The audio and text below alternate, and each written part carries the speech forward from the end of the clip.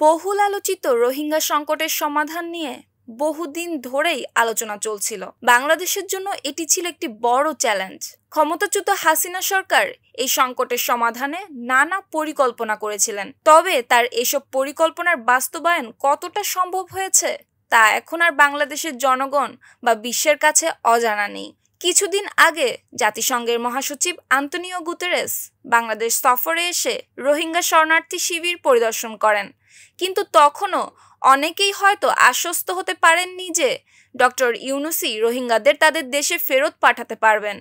এমনকি রোহিঙ্গাদের উদ্দেশ্যে ডক্টর ইউনূসের আবেগপূর্ণ ভাষণ নিয়ে সামাজিক যোগাযোগ মাধ্যমে তীব্র সমালোচনা হয়েছিল। নেটিজেনরা তার আবেগকে হাস্যরসভাবে ট্রোল করেছিলেন। তবে এইসব সমালোচনার যথাযথ জবাব দিয়েছেন ডক্টর ইউনূস। তিনি কোনো গোপন জায়গায় নয়, বরং বিশ্ব মঞ্চে এই সমালোচনার উত্তরে তার অবস্থান পরিষ্কার করেছেন।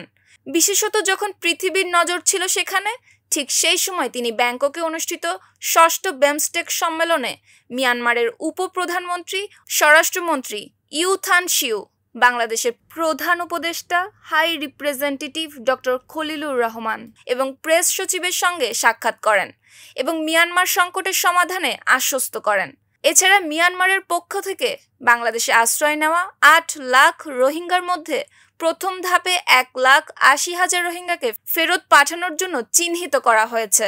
মিয়ানমার কর্তৃপক্ষ বাংলাদেশকে এই ব্যাপারে নিশ্চয়তা দিয়েছে।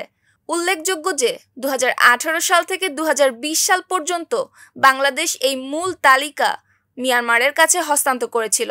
বর্তমানে মিয়ানমার কর্তৃপক্ষ আরও 70,000 রোহিঙ্গার নাম ও ছবি মিলিয়ে যাচাইয়ের কাজ চলমান রেখেছে। এখন এটা স্পষ্ট যে ডক্টর ইউনূসের প্রচেষ্টায় মিয়ানমার রোহিঙ্গাদের ফেরত নিতে বাধ্য হচ্ছে, অর্থাৎ যা প্রাক্তন সরকার করতে পারেনি তা ডক্টর ইউনূসের উদ্যোগে সম্ভব হচ্ছে। নিউজ ডেস্ক, সুপ্তি রায়, ভোরের আকাশ।